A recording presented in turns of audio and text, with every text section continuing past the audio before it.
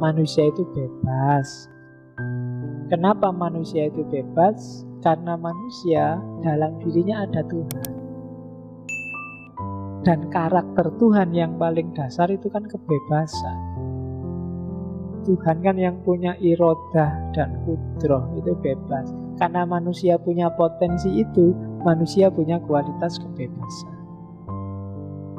Dan kebebasannya diiringi bedanya sama Tuhan. Kalau manusia dia harus tanggung jawab. Itu bedanya kebebasan manusia sama kebebasan Tuhan. Kalau Tuhan nggak bisa kita tuntut tanggung jawab. Ya Tuhan, Kau yang menakdirkan aku tidak terlalu cakep, ayo tanggung jawab, cariin aku yang cakep. Tidak bisa. Suka-suka Tuhan, kamu mau dikasih apa enggak, suka-suka Tuhan. Beda sama kebebasannya manusia. Kalau manusia bebas harus tanggung jawab.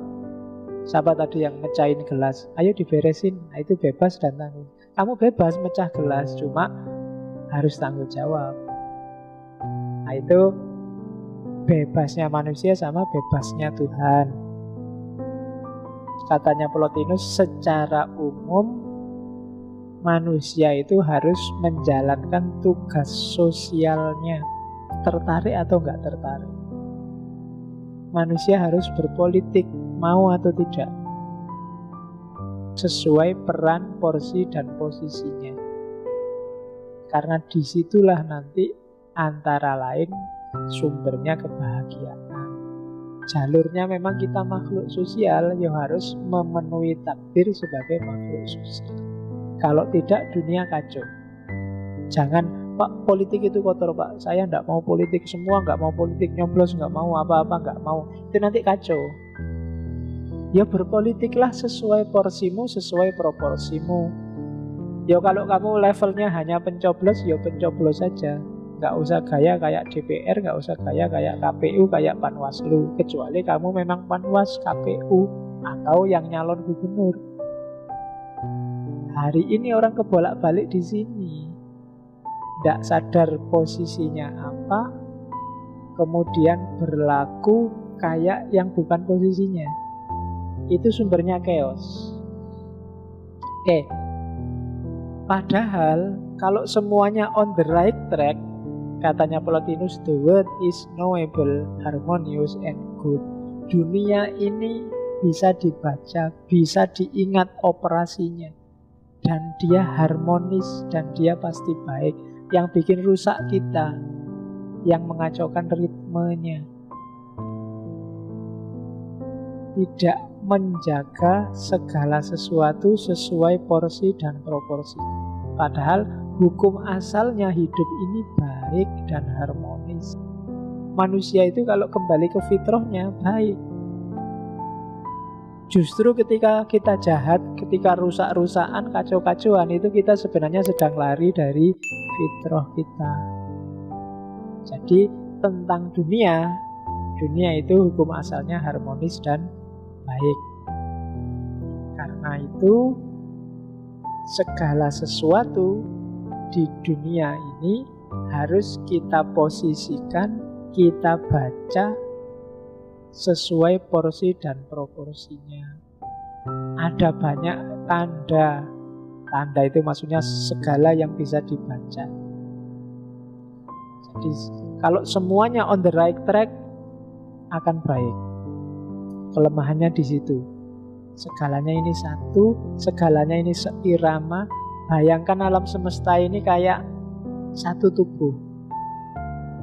Ada yang bagian tangan, bagian kaki, bagian kepala. Masing-masing kalau menjalankan fungsinya secara pas, ya alam ini harmonis. Tapi kalau tangan berperan jadi kepala, susah. Kepala main jadi kaki, susah lagi. Tangan harusnya memegang malah melihat, itu kan nggak bisa. Nah itu salah, makanya kamu ketipu. Karena lihat itu pakai mata, kamu lihat tangannya. Jadi percayalah, hidup ini nggak perlu jelimet, jalani aja sesuai tracknya, maka akan harmonis. Yang tangan jadi tangan, yang hidung jadi hidung, yang mulut jadi mulut. Makan lewat mulut dikunyah, bukan lewat hidung. Hidung nggak perlu demo, aku juga pingin ngunyah. Karena kalau hidung dipaksa ngunyah, jadinya kamu keselak. Hidup itu begitu. Makanya kamu gak perlu iri, enak ya itu yang jadi presiden. Loh ya perannya sendiri-sendiri. Kamu masih mahasiswa, jadilah mahasiswa. Besok kalau jadi presiden beneran, baru kamu berperan jadi presiden. Enak jadi dosen tinggal perintah-perintah kerja. Kita itu loh yang mikir. Loh iya memang dia jadi dosen, kamu mikirnya di posisi mahasiswa, jangan di posisi dosen. Dulu dosennya waktu jadi mahasiswa juga stres kayak kamu. Ya, jadi segalanya satu alam semesta ini, harmonis. Demikian juga keindahan, sama kayak tadi. Yang disebut indah itu yang sesuai track. Manusia itu indah kalau dia jadi manusia, tidak jadi robot, tidak jadi Tuhan, tidak jadi benda, tidak jadi hewan. Ketika dia jadi hewan pasti jelek. Sama, hewan jadi manusia pasti juga jelek, tidak pantas. Kan sering ya ada hewan dilatih kayak manusia, kayak di film-film itu. Ya di film sih. Kalau asli ada hewan kayak gitu malah jelek, tidak pantas. Yang pantas kayak manusia ya manusia. Kamu juga begitu. Kalau aktingmu kayak hewan tiap hari, ya tidak manusiawi, tidak indah.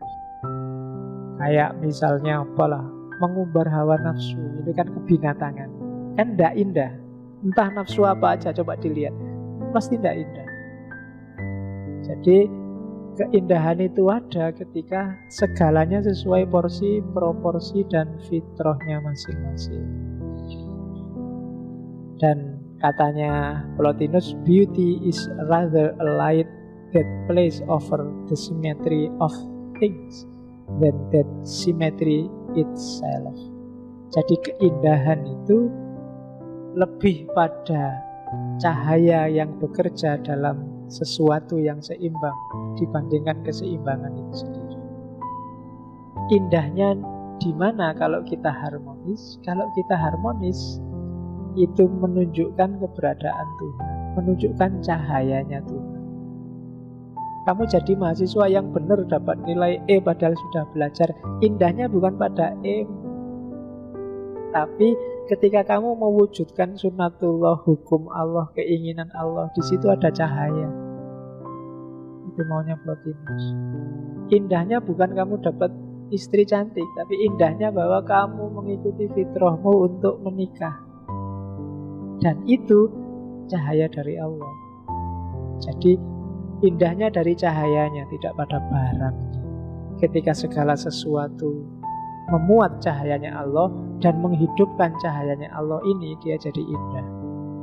Kalau kamu cakep, itu karena dalam dirimu ada pancaran ketuhanan.